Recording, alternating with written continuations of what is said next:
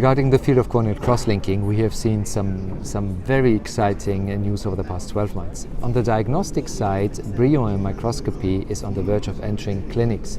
And we have been waiting for this device for a long time because it will give us for the first time in the living human eye, in a depth-dependent manner, precise biomechanical information. And I think it will help answer a lot of clinical questions that are still open regarding the effect of cross-linking.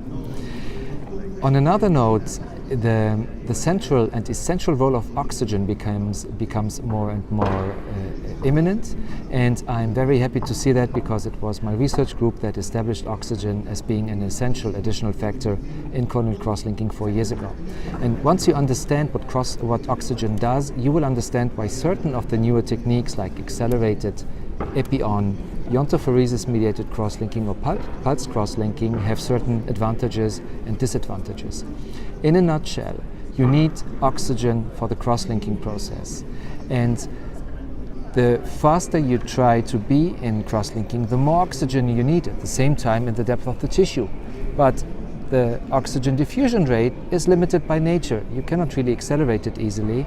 And on top of it, the epithelium consumes a lot of oxygen, 10 times more than the stroma. So 50 microns of epithelium use up just as much oxygen as 500 microns of the stroma. If you keep this in mind, you will understand that you cannot just deliberately accelerate cross-linking from 30 minutes to 10 to 5. At a given moment, you will run into oxygen deficiency and efficacy will drop. And this is exactly what we have shown in the laboratory and published on it. And you have now a multitude of clinical studies confirming this.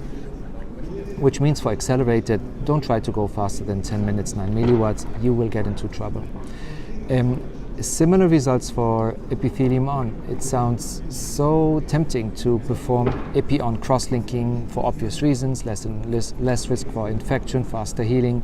But the epithelium is a major barrier to oxygen, and this explains why many of the epi-on studies have failed to give us good clinical results.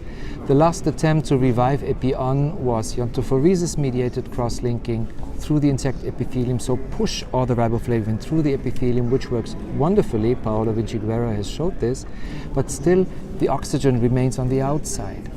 And so we have recent unpublished data that is submitted now that shows if you use iontophoresis and you push all the riboflavin in, you should not accelerate cross-linking, you should de-accelerate cross-linking and perform it even slower than the Dresden protocol. We did this, and indeed, if you spend a whole hour irradiating the cornea at 1.5 milliwatts, you get a very strong stiffening effect. So this might be an approach in very special cases, Down syndrome kids under general anesthesia or patients with low compliance, where the risk for infection is higher than the annoying 60 minutes spent in the operating theater.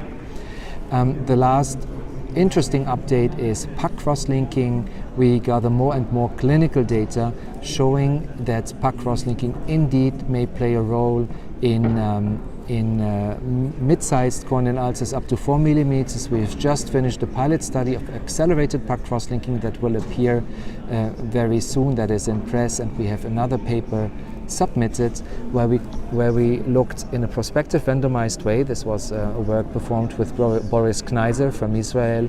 In a prospective randomized way, antibiotics alone against antibiotics plus PAC cross-linking, and this second arm was substantially faster in the healing of the ulcer.